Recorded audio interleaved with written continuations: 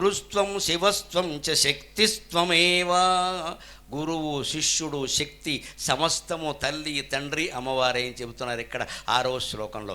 గురుస్త్వం శివస్త్వం చ శక్తిస్త్వమేవ త్వమేవాసి మాతా పితా చ త్వమేవ త్వమేవాసి విద్యా త్వమేవాసి బంధుః త్వమేవాసి విద్యా త్వమేవాసి బంధుః త్వమేవాసి విద్యా త్వమేవాసి బంధుః మతిర్మే గతిర్దేవి సర్వం త్వమేవ మతిర్మే గతిర్దేవి సర్వం త్వమేవ. గురుస్త్వం, గురువుగా ఎంచుకోదలుచుకుంటే నా మాట నమ్మండి దయచేసి.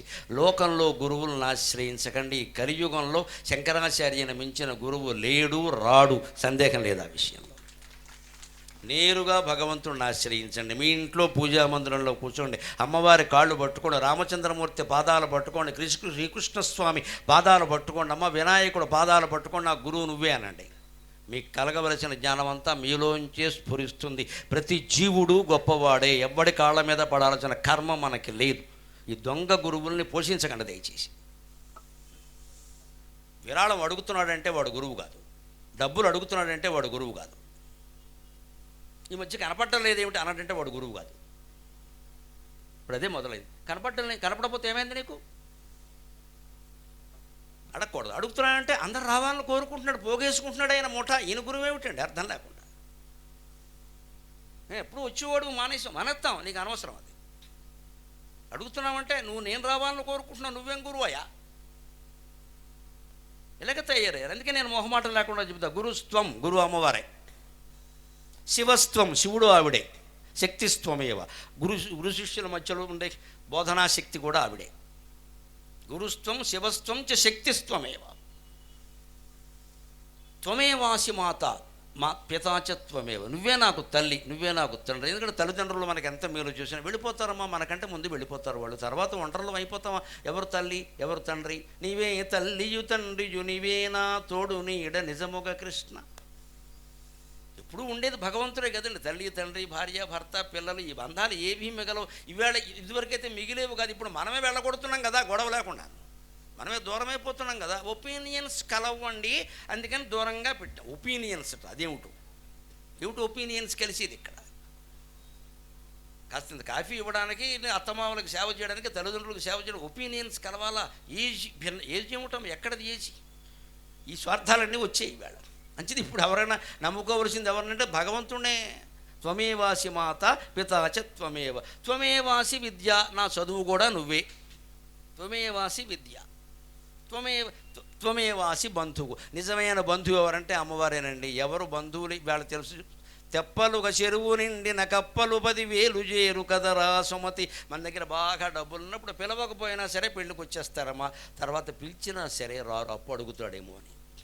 అటువంటి బంధువులే ఉన్నారు ఇవాళ. 90% అలాగే ఉన్నారు. వీళ్ళ మనం నమ్ముకునేది ఇక్కడ. చేయవలసిన మన బంధువులకో మిత్రులకో మనం చేయవలసింది ఉంటే చేద్దాం. వారి నుంచి ఆశించొద్దండి. ఆశిస్తే ఆశాభంగం తప్పదు. మనం ఆశించొద్దు, వారికి చేద్దాం చేయవలసింది. మనం చేసినా కూడా వాళ్ళు చేయలేదని అనుకోవద్దు. మనం చేసాం, వదిలే, ఆ పుణ్యం మనకు వస్తుంది, వదిలే, ఇంకా వాడు మళ్ళీ తిరిగి చేయక్కల. ప్రత్యుపకారం ఆశించామంటే అది వ్యాపారం అవుతుంది, ఉపకారం కాదు, లావాదేవీ కాదు. దేవీ భాగవతం మనకు కావాల్సింది, లావాదేవీ భాగవతం కాదు, ట్రాన్సాక్షన్ కాదు. అది వదిలే ఎక్కడిక్కడ. అంటే నువ్వే గురువు, నువ్వే తల్లి, నువ్వే తండ్రి, నువ్వే బంధువు, నువ్వే డబ్బు, నువ్వే చదువు అన్నీ. అంతేకాదు మతిర్మే గతిర్మే మతిర్దేవి సర్వం త్వమేవ. నాకు గతి, నా మతి కూడా నువ్వేనమ్మా అంటున్నారు శంకరాచార్య మనందరి తరఫున. అంటే ఆవిడే గతి, ఆవిడే మన మతి. ఆత్మాత్వం గిరిజామతి సహచరా ప్రాణాహ. మన మనస్సులో దురాలోచన వచ్చినా కంగారు పడకండి, వదిలేయండి ఆ విషయాన్ని. కొంతమంది పాపం ఆలోచించి ఏమిటో నా మధ్య నాకు ఇలాంటి ఆలోచనలు వస్తున్నాయి, ఇలాంటి ఆలోచనలు, కంగారు పడడం, ఎవరో సైకాలజిస్ట్ను సంప్రదించడం, ఫేస్బుక్లో పెట్టేయడం, వీళ్ళందరూ పాపాత్ముడు అంటారు.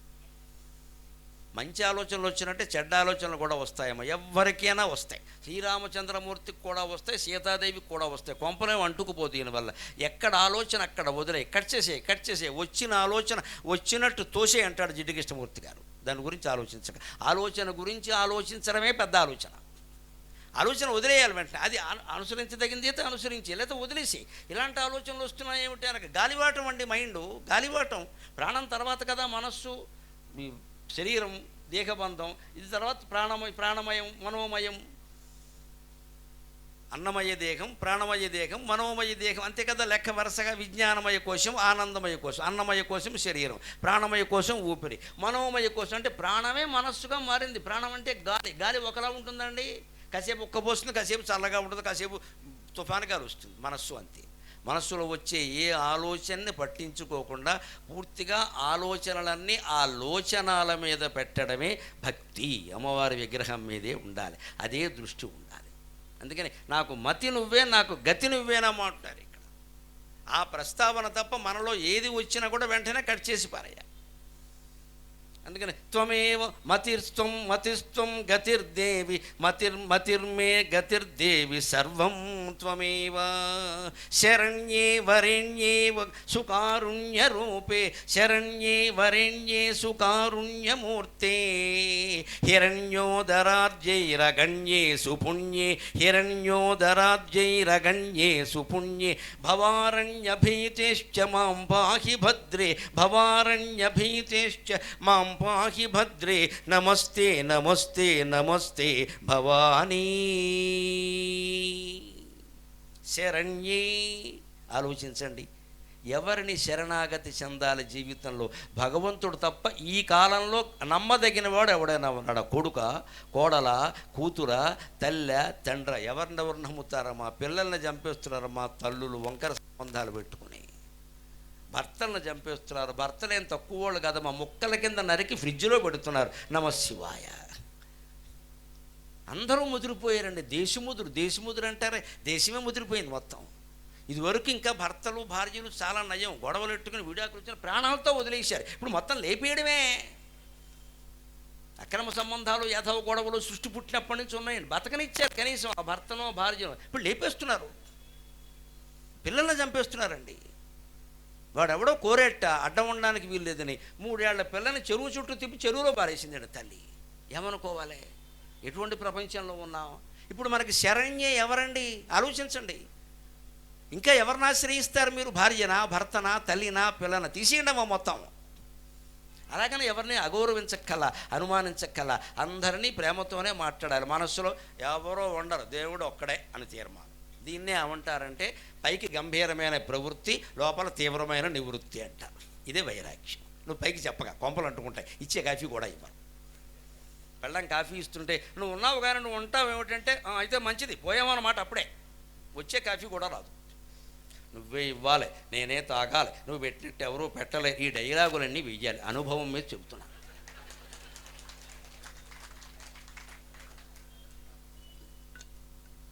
కానీ మనస్సులో ఏముండే, ఇది జస్ట్ డైలాగ్ అంటే చచ్చే వరకు లాగుతారు దాన్ని. లాగుతాం అంతే. పోయేనాడు పోతారు. ఎవరు పోతారు? ఎవరు చెప్తారు? ఇక్కడ ఆపేస్తామా? ముందు అలాగే మాట. లోపల ఉండాలి. ఈ కాఫీ లేకపోయినా నేను ఉండగలను, ఈ భార్య లేకపోయినా నేను ఉండగలను, ఈ భర్త లేకపోయినా నేను ఉండగలను, ఒక్క ఆత్మస్వరూపుడైన భగవంతుడు లేకపోతేనే నేను ఉండలేను. ఇది ఉండవలసిన తత్వం. ఆ మనిషి నిశ్చింతగా ఉంటేనే వాడిని ఎవరేం చేయలేరు. ఇక్కడ మనం ఉన్నంతకాలం మన ప్రాధాన్యం మనకు ఉంటుందండి. మనం లేకపోతే ఏది ఆగదు. గాంధీ గారు పోయాడు, దేశం ఆగిపోయిందా? ఎన్టీ రామారావు పోయాడు, దేశం ఆగిపోయిందా?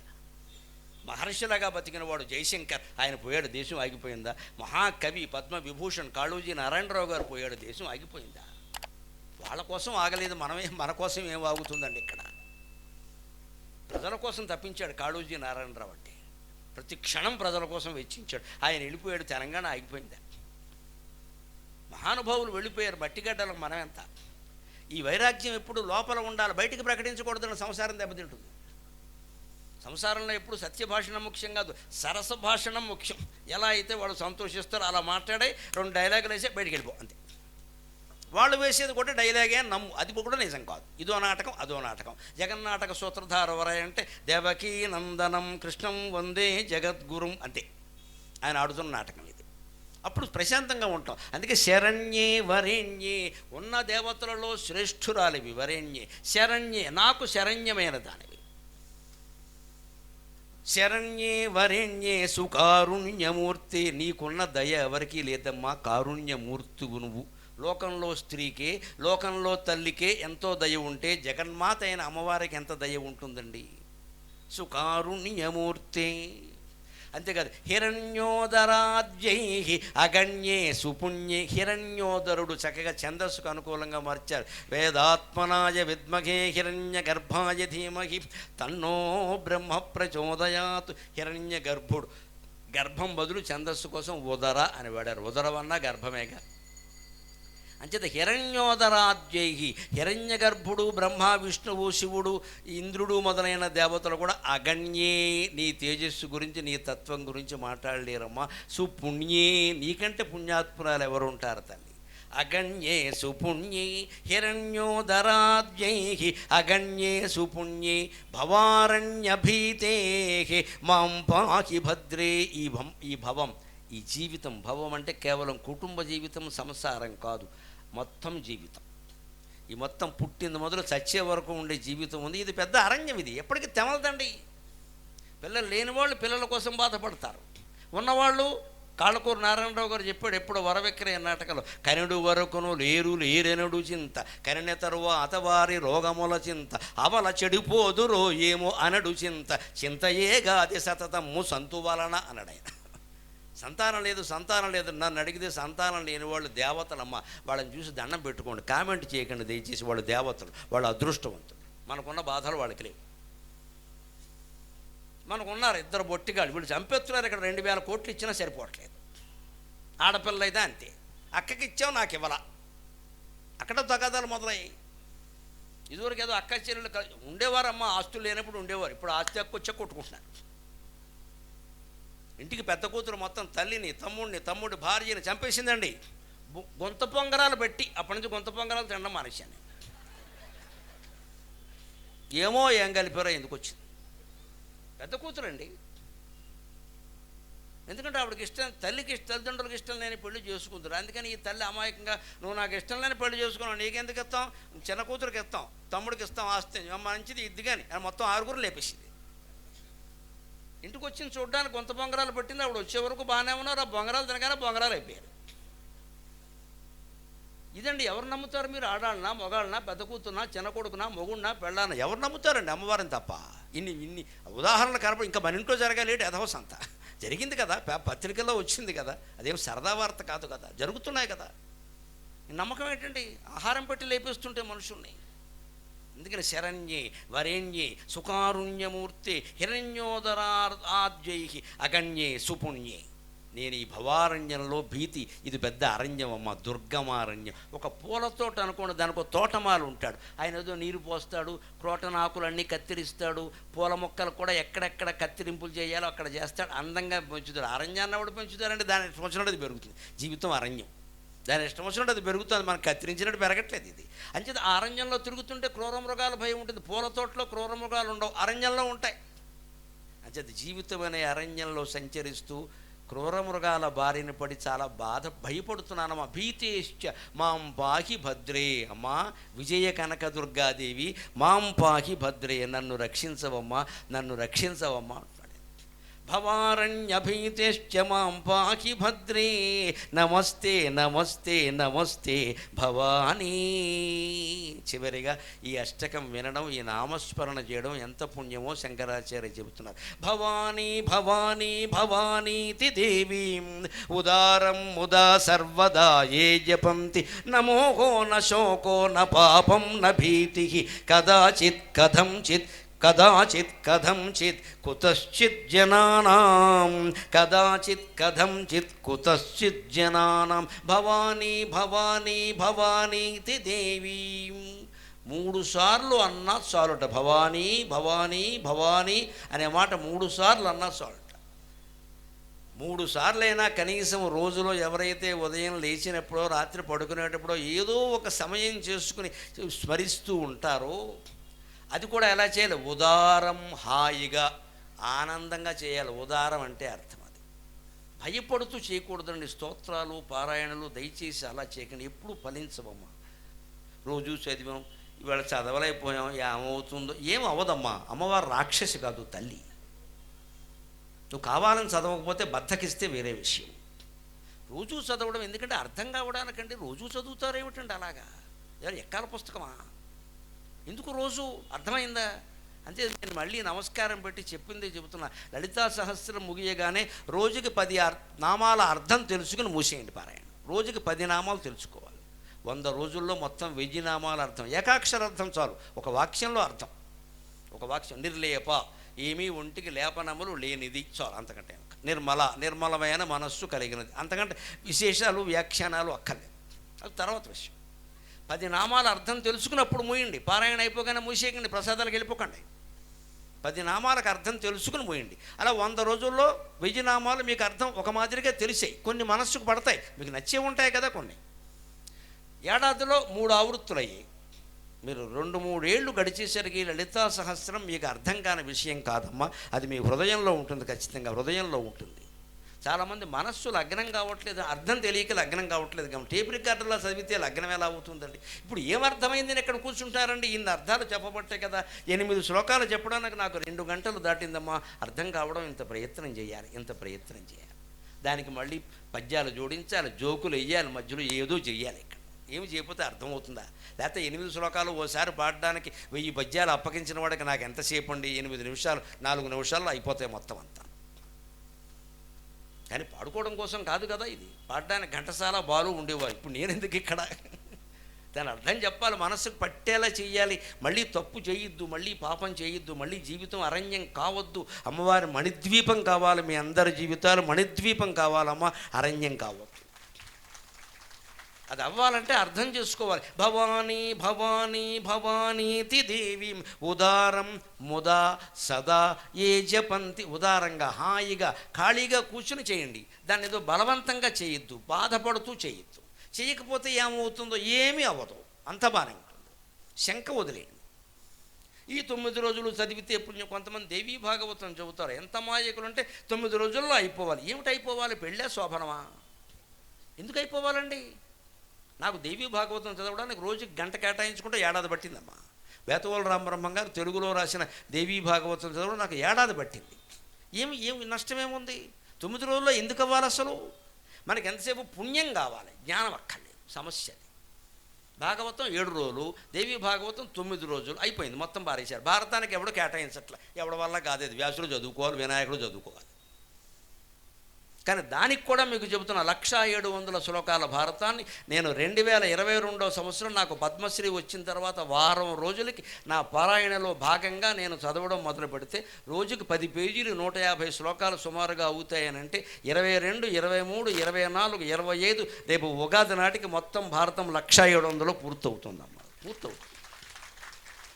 మీరు కేటాయించండి.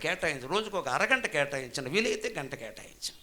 కొన్ని ఉద్యోగాల్లో ఉన్నవాళ్ళు వేరే, వాళ్ళు పావు గంట, అరగంట మించి కాదు. రిటైర్ అయిన వాళ్ళకి ఏం జబ్బు నాకు అర్థం కాదు. ఎదవసోది పెట్టు కూర్చుంటారు ఇక్కడ. నువ్వు రిటైర్ అయినావు, నీకు ఏం వచ్చింది? ఆయనకు ఆయాసం వచ్చింది, నీకు కడుపు నొప్పి వస్తుంది. ఇక్కడ ఈ సెటిల్మెంటు ఏంటి మాటలు ఇక్కడ?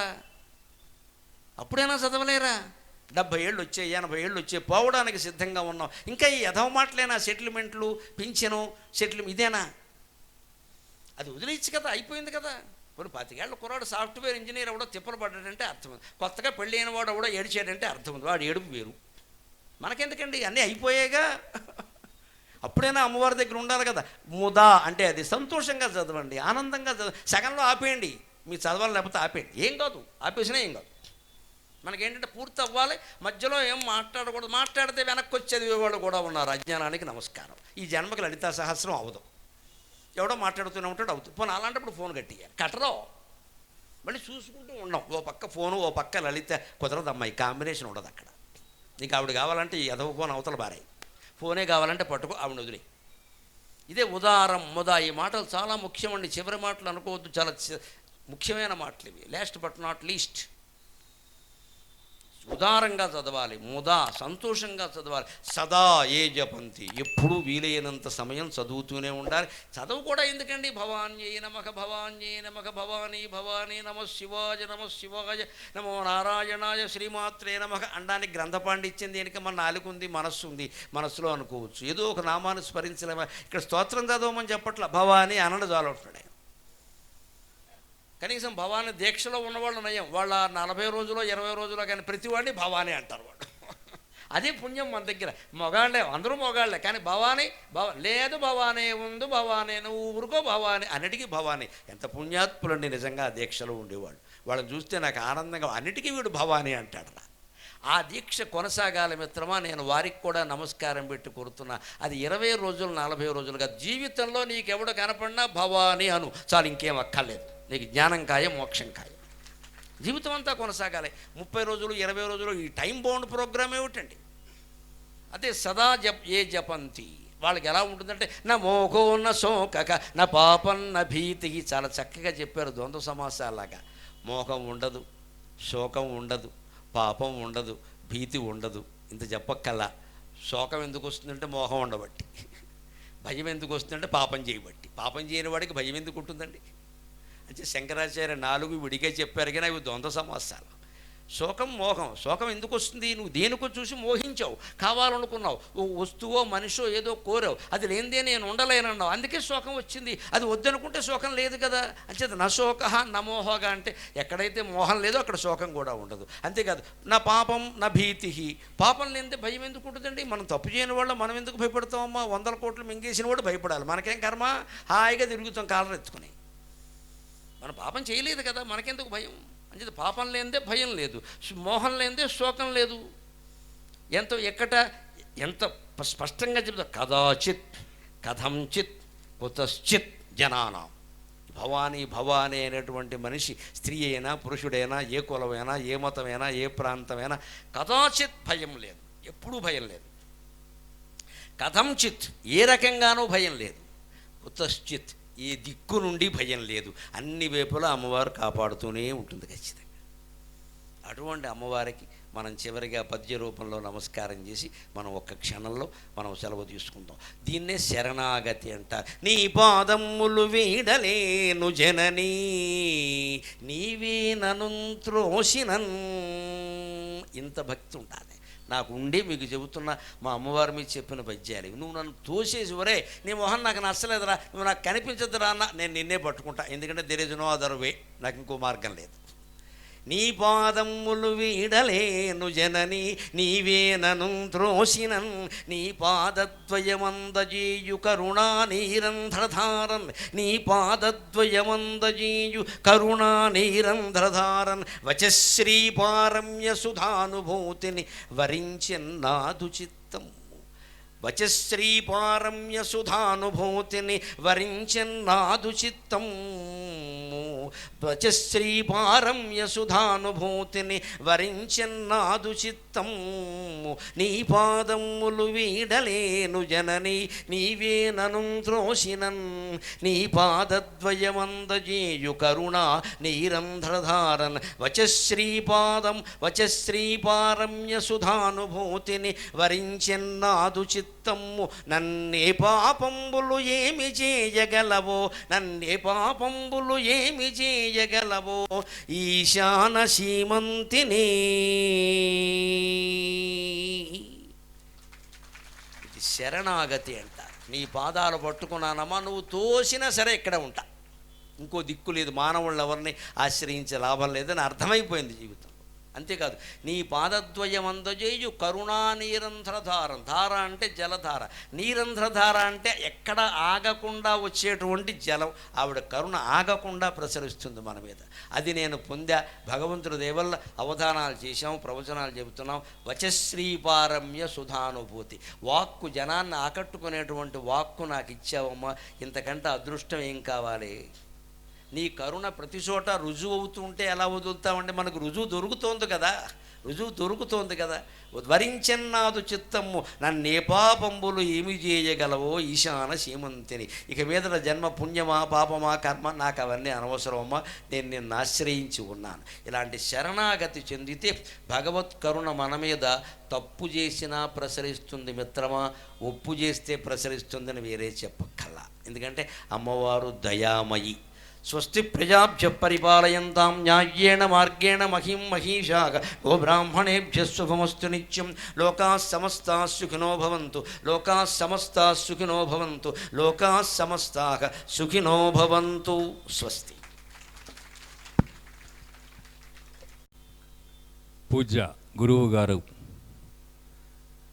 భవానీ అమ్మవారి వైభవం చెప్తూ సరస్వతి జ్ఞానం ఏకాగ్రతతో పొంది మోక్షానికి ఎట్లా చేరాలనే విషయం మీద మనకి ఇప్పటి వరకు కూడా చెప్పడం జరిగింది.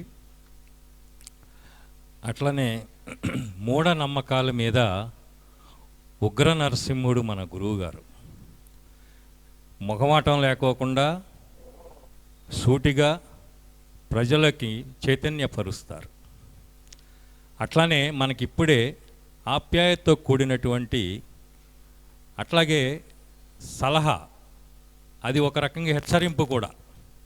ప్లాస్టిక్ నిషేధం చెయ్యాలి, మనందరికీ కోరిక ఉంది, కానీ ఎట్లా చెయ్యాలనే దాని మీద పూర్తి శ్రద్ధ పెట్టట్లేదు మనం.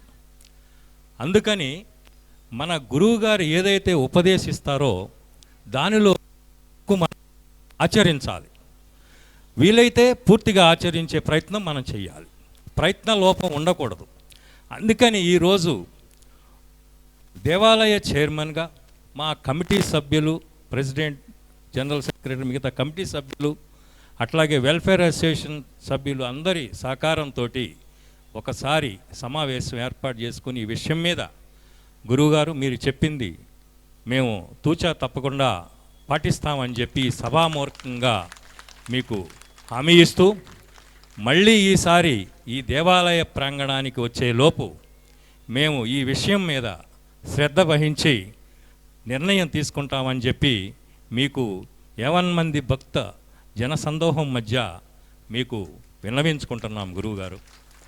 అట్లనే మళ్ళీ ఎప్పుడు మన గురువుగారి సందేశం ఉంటుందని చెప్పి ఎదురు చూస్తూ ఈ అందరికీ కూడా అమ్మవారి ఆశీస్సులు ఉండాలని చెప్పి కోరుకుంటూ, ఇక్కడికి వచ్చిన మన ఆహుతులందరికీ కూడా నమస్కారం తెలియజేసుకుంటూ, అట్లాగే గురువుగారికి మా హృదయపూర్వక ఆప్యాయతతో కూడినటువంటి నమస్సమాంజలి సమర్పించుకుంటున్నామండి. ఇప్పుడు గురువుగారికి సన్మానం చేద్దాం. అట్లానే బండి రమేష్ గారు ఒకసారి వేదికని మీదకి రావాల్సిందిగా కోరుతున్నాం. అట్లానే గొట్టిముక్కల వెంకటేశ్వరరావు గారు, శివ అందరూ కూడా. చాలు.